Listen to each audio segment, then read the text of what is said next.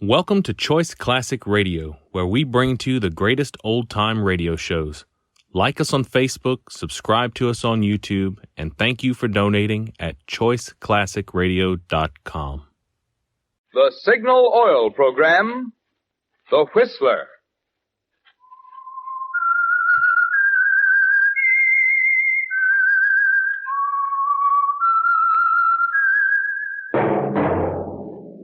That whistle is your signal for the Signal Oil Program, The Whistler.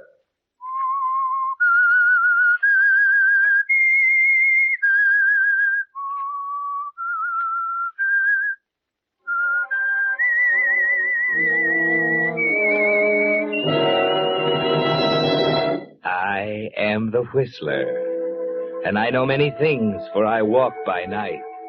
I know many strange tales hidden in the hearts of men and women who have stepped into the shadows. Yes, I know the nameless terrors of which they dare not speak.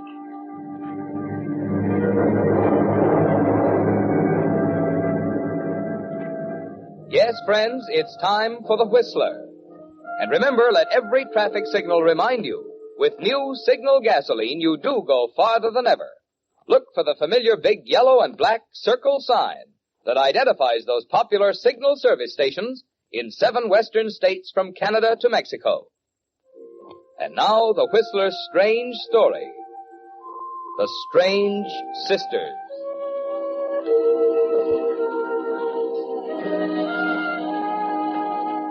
The 3 Randall girls were as different from each other as day and night. Even the people of Newton who had watched them grow up found it hard to accept the fact that they were sisters. Pamela, the eldest, was forceful and overbearing, heavy-set and unattractive. Kathy, the youngest, was a weakling. Life was a little too complicated for her, and she found the easiest solution was to let Pamela face it, to bring her problems to Pamela, to listen meekly to Pamela's instructions, and then to quietly obey. Yes, Pamela and Kathy were 2 extremes, and Sally, the third sister, was in the middle, both in age and temperament. The combination of Pamela's strength and Kathy's frailty had produced in Sally a kind of radiance that had made life easy for her, that had made her sure of success where her sisters had failed. And the more she succeeded, the harder it became for Pamela and Kathy to face it. Until one morning, Mrs. Stokes, the housekeeper, called Kathy for breakfast. There was no answer. Miss Kathy, your breakfast is on the table. Oh, that girl takes a team of horses to get her out of bed. Miss Kathy, your breakfast is ready, young lady, and I ain't going to keep it warm for you another moment. Miss Kathy, answer me. I know you're... Good Lord. Locked. Now, my key. Here. Miss Kathy, what are you... Gas. The heater. Oh, where's the handle? There. Miss Pamela! Miss Pamela, come up quick! Oh, the window. There. Miss Pam! What's the matter? What's the matter, Mrs. Stokes? It's Kathy. She's... Oh, Miss Pamela. Yes. Miss Kathy? Miss Kathy? Here, let me. Yes. Kathy. Kathy, dear. Yes. Let me see. Her pulse. Oh, she's alive. Call Dr. Johnson quickly. Do you think she... Don't stand there like an idiot. Call the doctor. Yes, Miss Pamela. Right away.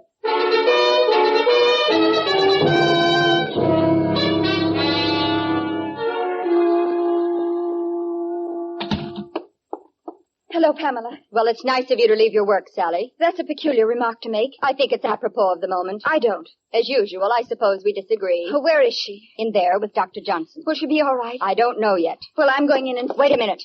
You're not going in there. You can't stop me, Pamela. I've got a right to know. And since you didn't choose to tell me over the phone, I'll find out for myself. I said wait. Kathy is my sister, too, Pamela. She doesn't belong to you. You've had her under your thumb for so long, the poor girl can't even think for herself. All right, go on in if you want to kill her. What do you mean by that? I've managed to convince Dr. Johnson it was an accident. It was an accident. She left the gas heater on and You've never been very clever, Sally. Kathy tried to kill herself. You're wrong. You're making it up. She didn't have a reason. I admit it wasn't a very good reason, but it's been used 1,000 times. Go on. It's a man, Sally, and a rather shabby specimen at that. She was in love? Yes. How long has it been going on? 6 months or more. You're sure? Of course I'm sure. Who is it, Pamela? Your fiancé. Henry? Why, oh, you're wrong. You must be wrong. He never gave her any reason. He's hardly even spoken to her. You asked me and I told you. Pamela, where did Kathy get the idea that Henry French was in love with her? Tell me, Pamela, where did it come from? I don't know. You stepped into that part of her life too, didn't you? Answer me. Oh, come now, Sally. Don't distort that pretty finishing school face of yours. It's your biggest asset, you know. It's gotten you everything you ever wanted. There's no end to what it can do. How can you be so contemptible? Maybe I was wrong. Maybe you are clever. Insinuating your way into Father's confidence. Bowing and scraping. Playing the faithful daughter when he was ill. That's why Father left everything to you when he died. $50,000 and 2 sisters to provide for. If and when you felt like it. We're your favorite charity, aren't we? That's part of the act, too. Lady Bountiful. I've heard all I want to hear, Pamela. Very well, perhaps you'd better go. I'm going to see Kathy whether you like it or not. You see, I was wrong. I'm admitting it. Oh? I was wrong in leaving you and Kathy under the same roof. I just hope it isn't too late to do anything about it. Perhaps you're forgetting it's my roof, too. As long as I choose to let you stay here, Pamela. It's funny, isn't it, Pamela? You try to be fair. You try to do the right thing, and it all blows up in your face. Well, Dr. Johnson? I think she's going to be all right. May I see her, Doctor? She asked for Pamela. Oh, well, I'm sure if she knows I'm here. Perhaps you'd better wait, Sally. She was rather specific. What do you mean, specific? She doesn't want to see you, Sally. Oh. I'll go in, Doctor. Are you going to wait, Sally? No. I'll go. I left her prescription on the dresser, Pamela. 3 drops and half a glass of water every 4 hours. May I drop you off somewhere, Sally? Oh, thank you, Doctor.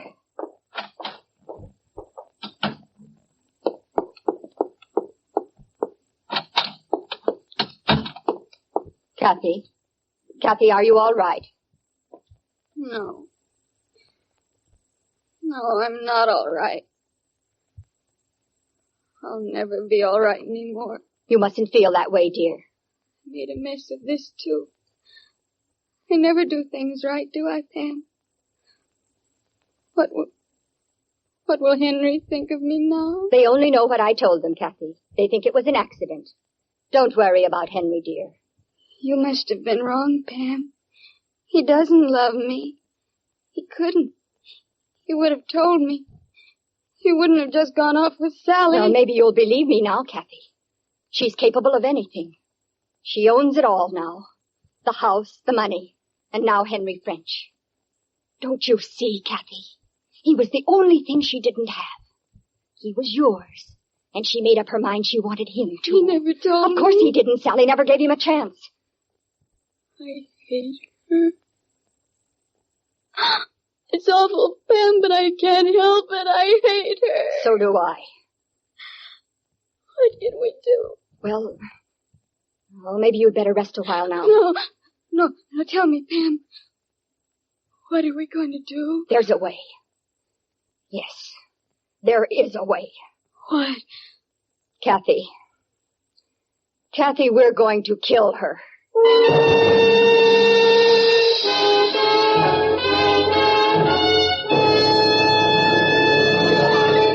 With the prologue of tonight's story, The Strange Sisters, the Signal Oil Company brings you another strange story by The Whistler.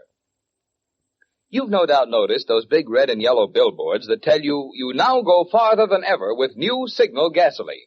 Well, that's important. But unfortunately, there isn't room on those billboards to tell the equally important part of the story, the finer performance in new Signal gasoline that makes this good mileage possible. Now, here's what I mean. New Signal's quicker starting naturally saves gas. Signal's smooth, fast pickup saves gas.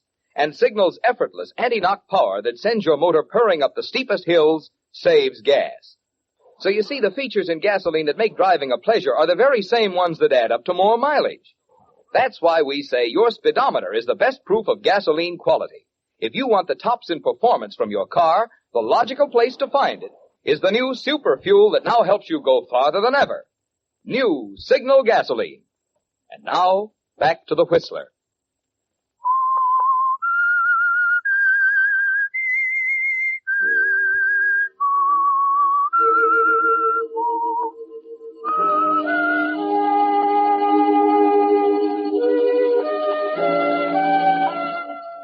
Well, Pamela, jealousy can do strange things to a mind like yours, can't it?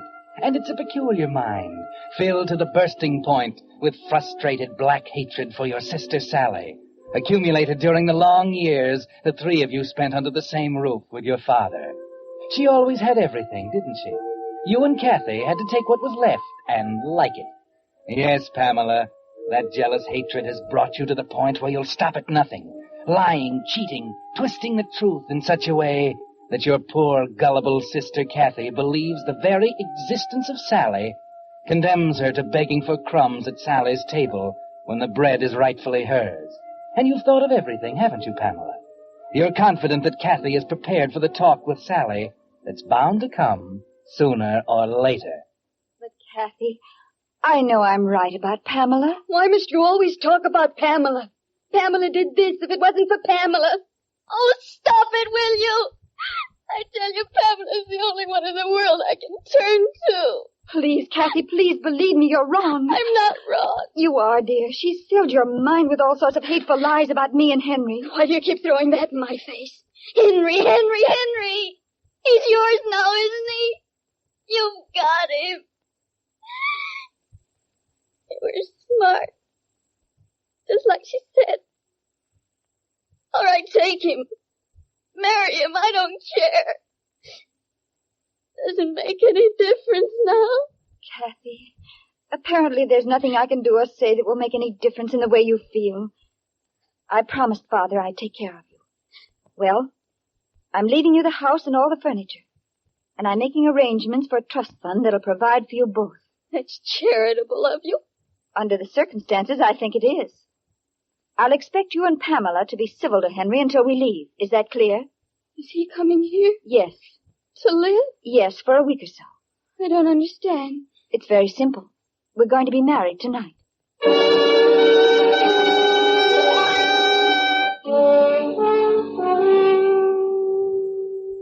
Yes, Pamela, Kathy was prepared, wasn't she? Sally was right. Nothing she could do or say would make any difference, because Kathy is yours, isn't she? For too many years, she's depended on you for guidance, looked to you for advice, regarded everything you said as truth and everything else false. Yes, jealousy is a strange thing, Pamela. It's been there, deep inside you, for as long as you can remember. And it was convenient for you to find a cause for it. Sally and your father, the legacy, the house, the money. But that's gone now, isn't it, Pamela? Sally's been pretty fair about it. She and Henry are married now, and you have the house and your share of the money. That's what's strange about jealousy. The cause is gone, but it's still there, stronger than ever. And with it, your plan for murder. Did you get the key to their room from Mrs. Stokes? Yes. Here it is. She doesn't know you have it. No, she's gone to the store. I took it off the hook. Give it to me. What are you going to do? Just look around a little. Why? Henry's things are up there.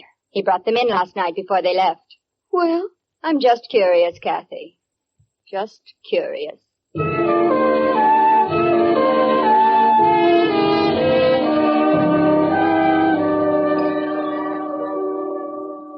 All right, Kathy, you can put the key back now. Did you find anything? Yes, several things. What? Kathy, I'll do the shopping tomorrow. Shopping? Pam, you never do. I'll tell you later. It seems Mr. French is a vicious man, Kathy. Perhaps you're just as well rid of him. Vicious? Of course. He must be, dear. Otherwise, why would he keep a loaded revolver in the upper drawer of his dresser?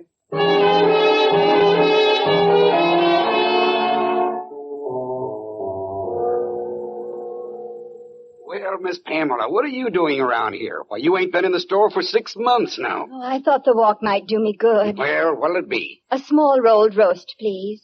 About 3 pounds, perhaps. I got just the thing for you here. You You ain't looking too well, if you don't mind my saying so. Something wrong? No, nothing. No. Yeah. Will this do? Yes, that'll be fine. It's kind of small. Oh, it'll do, Mr. Watkins. You see, Kathy and I haven't been too well lately. I thought so. Now, come on. What's up? I know I shouldn't say anything, but I've got to talk to someone, Mr. Watkins. Gosh, is it that bad? I don't know. It's Sally and that husband of hers. You don't say. Oh, they've been quarreling dreadfully. It's been going on all morning, and I just had to get away from it somehow. They was only married night before last. You won't say anything, will you, Mr. Watkins? Promise me. Sure. Well, it's about the estate. Sally told him she was going to deed part of it to Kathy and me, and he flew into the most dreadful fit of temper. I could hardly believe my eyes. Here's your sugar, Miss Pamela. Thank you, Mr. Kennedy. I'm sure sorry about that. You won't say anything, will you? Me? Oh, no.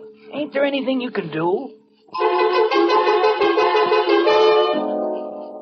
Let's see now. You wanted a shampoo and a finger wave, Miss Pamela. Yes. Gosh, I can hardly get my mind on my work after what you told me. You won't say anything, will you? Oh, of course not, Miss Pamela. Not a word.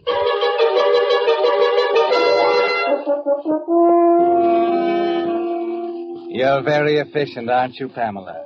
The town of Newton is like a smooth pond. All you have to do is cast a few pebbles here and there, and the ripples spread over the whole surface, clear to the edges. There's another step now, a very important one. Sally is hostile and suspicious, and you're going to need her confidence. Who is it? Pamela. Well, Pamela, may I come in? Must you? Please don't make it difficult for me, Sally. I don't understand. I have something to tell you. I'd like to come in and sit down if you don't mind. All right, Pamela. Now, I've been doing a lot of thinking, Sally, and I haven't slept much. Not since you told us about the house and the money. Yes, it was so unexpected. Well, you see, it threw me a little off balance. What are you trying to say? You know me so well, Sally. The past few years have been hard, and I know I've been unreasonable and difficult. Pamela, you're trying to say you're sorry, aren't you? Oh, I'm so clumsy at this sort of thing.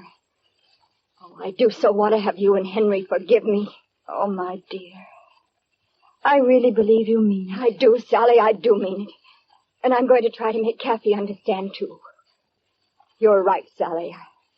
I've been such a terrible influence on the poor thing. Pam, darling, I'm so happy that it's working out. Oh, Sally, Come on now. Let's forget all about it.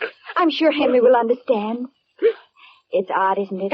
I had the feeling underneath that somehow it would work out. I just knew it, Pam. Thank you, Sally. Thank you. Now, you go on downstairs and tell Kathy. I've got to finish the packing. Packing? Well, but you're not leaving until the end of the week. Henry has to make a business trip to New York. Some things he has to settle up before we leave. When's he going? Tonight. He's leaving at 9. Oh, that reminds me, I must call the cab. He said to be sure to have it here for him promptly at 9. Now, you run down and tell Kathy it's all cleared up, will you? Oh, of course, Sally. Of course.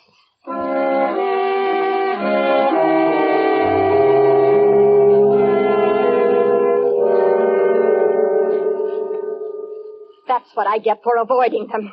How could I have been so stupid? Oh, it's all right, Pam. Henry will be back. Don't be ridiculous. He's leaving for New York tonight, and they're taking the steamer from there in 4 days.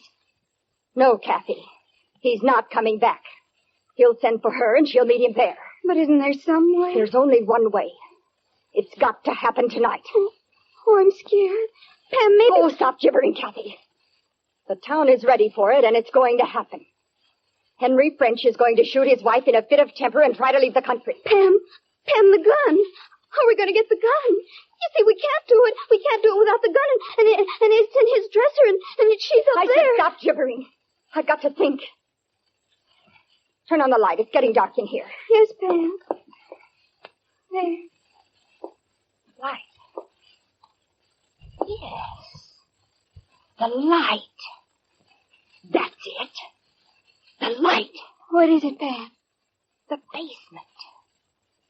Kathy, The fuse box is in the basement, in the furnace room. The fuse box. You'll get here about 6. I'll go down in the basement and unscrew a fuse. The lights will go out. You know Henry. He'll trot down to the basement to fix it. What about Sally? I'll wait till she's downstairs. You'll be on the 2nd floor in a room at the end of the corridor. And then, when he leaves, you can go into the room and get the gun.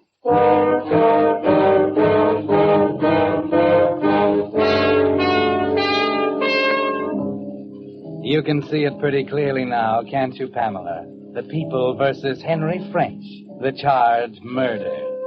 It's easy to think there in the basement as you wait in a dark corner after you unscrew the fuse and listen to the confusion upstairs as they stumble around in the dark.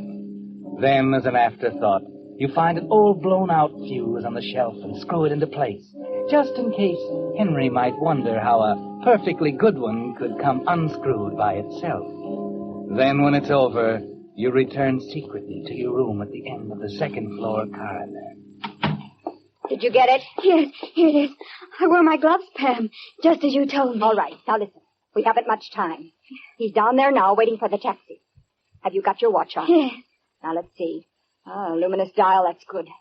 Now listen carefully. The taxi is calling promptly at 9 o'clock. Understand, it's going to happen shortly after he leaves. About 9:05. Who's going to do it? You are. Oh, Pam. You've got to. I'll have to be upstairs. You'll be in the basement. Henry will leave in the taxi at 9, and I'll get Sally up on the 2nd floor on some pretext. At 9:05, I'll scream that you've fallen down the basement stairs. She'll run down. Yeah. Yes, Pam. I understand. Now remember, not until after 9 o'clock. We've got to be sure Henry is gone. All right, Pam. I'll look at my watch. I promise. Good. Now you'd better get down there.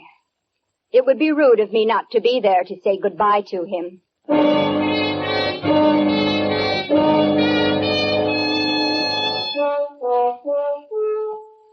So the time has come, hasn't it, Pamela? 40 years of pent-up hatred is about to find release at last. For the first time in your life, you're actually cordial to Henry as you make small talk with him in the entrance hallway. And you feel a glow of satisfaction as you watch him carry his bags to the waiting taxi. Then, just as you begin to wonder why Sally isn't there to see him off, you hear a foot on the stair, and your heart stops. Sally. What's the matter? Why, the suitcase. You're in traveling clothes. Well, what's the matter with that? You're going to... Oh, that's it. I guess I'm not used to having you concerned about me, Pam. As a matter of fact, we decided just 5 minutes ago. I convinced Henry that walking out on his wife after 4 days of marriage was a pretty dirty trick. Yes, dear, I'm coming. Well, goodbye, Pamela. I'll wire you if we decide not to come back. Sally, you can't. What's the matter? Nothing. Nothing, Sally.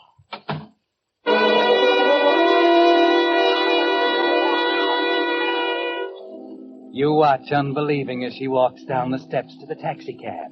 It failed, didn't it? Just like everything else you ever tried. Sally succeeded and you failed. There's a lump in your throat. You're all choked up with disappointment and bitter, corrosive hatred.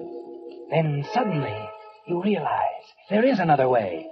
You've got to get to Kathy and tell her. You glance at the clock, 8:45. It's still safe. Then over to the basement door. Kathy! Kathy!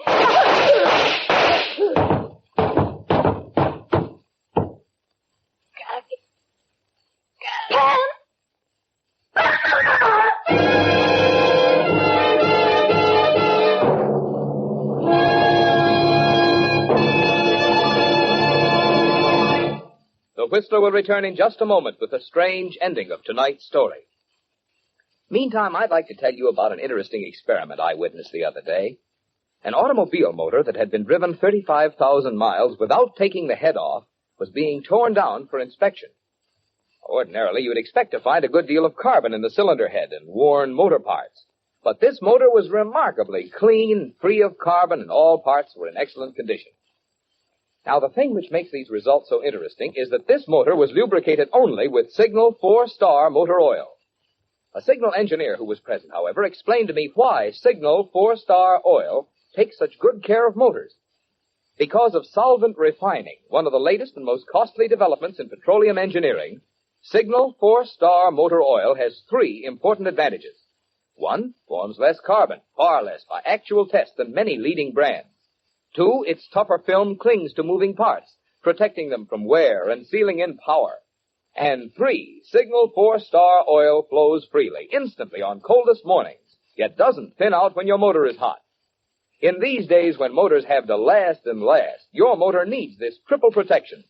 You can get it by making your next oil change a change to the better, the change to Signal 4-Star Motor Oil.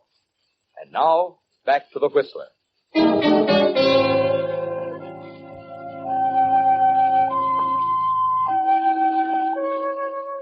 So it didn't work out, Pamela. You're a failure even in death.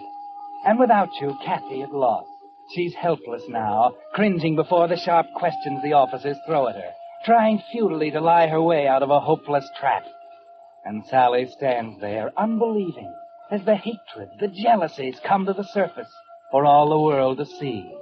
More questions, more stumbling answers, then still more and more, until finally... All right, we did it. We planned to kill her. Leave me alone. Take her away, Joe. Well, there you are, Mrs. French. I can't believe it. It's so fantastic. Yeah, it is at that. They knew Mr. French was leaving at 9. Planned to kill you with his gun. In the dresser drawer. That's where he kept it. Pamela was smart, Mrs. French, but she forgot one thing. The clock on the wall read 8:45, so she figured it was safe to open the basement door where Kathy was waiting to kill you. She forgot it was an electric clock. When she pulled the fuse down there and cut out the current, the clock lost 18 minutes.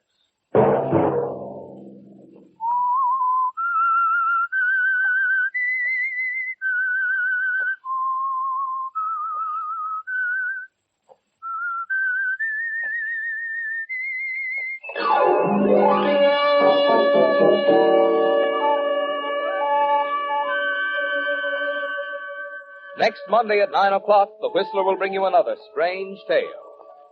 The Whistler is broadcast for your entertainment by the marketers of Signal gasoline and motor oil and fine quality automotive accessories, and by your neighborhood Signal dealer. This program, produced by George W. Allen, based on a story by Bernard Gerard and Zane Mann, music by Wilbur Hatch, is transmitted to our troops overseas by the Armed Forces Radio Service.